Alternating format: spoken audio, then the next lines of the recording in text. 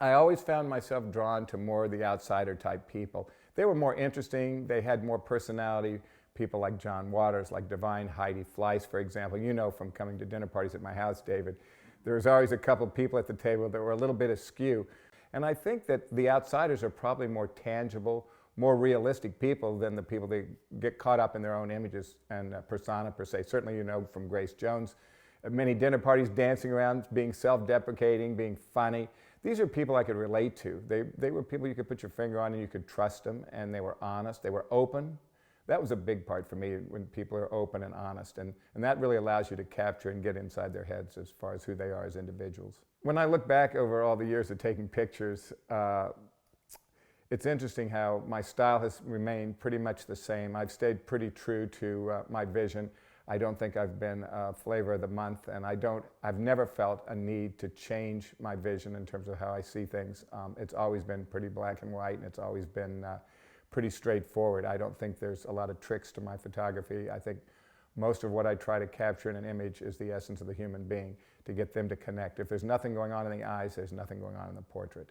And so to win their trust and confidence and to share my vision with them is how I try to pull that out. So for me, it's nothing magical or anything special in my portraits, I don't think.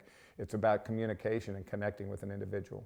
I guess reviewing my archives, the pictures that struck the strongest memories in my mind were the people that I photographed for many years over the course of time. Certainly David Bowie would be number one. Bette Midler would have to be number two. I shot Bette for 40 years, which is a lot of work. Did almost everything for Bette for those 40 years. It was pretty amazing. And David, David was so creative, and we shot all over the world, New York and London and LA and God knows where else.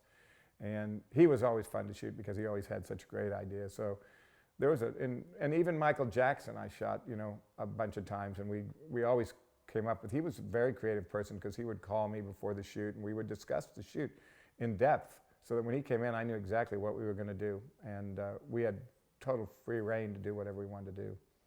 Oftentimes, you do get a subject in front of your lens that's not always the easiest person to photograph, and for me, that's the greatest challenge. I think it's one of the reasons I never really showed tremendous interest or focus on fashion photography for myself as an artist.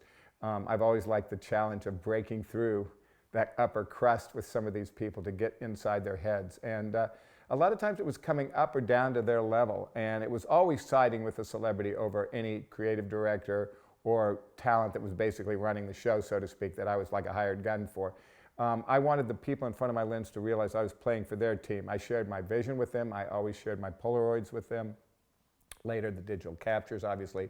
And I wanted a picture that both of us would be proud of, realizing that it's not only my time behind the camera, but it's their time in front of the lens. And to get a good portrait, I want both of us to be proud of it. When I'm shooting a photo session, I like organization. I'm very anal about having things organized and prepared. I want to have a path to follow, but that path, that road from point A to point Z, is meant to be broken, and you're meant to go off on all these little nuances and channels, because for me, it's totally about being spontaneous. All I want to do is establish a framework for a photograph when I'm about to take a picture, and then that frame needs to be broken and cracked and challenged, so to speak. And so I never like to be completely locked down to anything specific, because you're never going to get to where you want to be with one set way, because it never goes that way.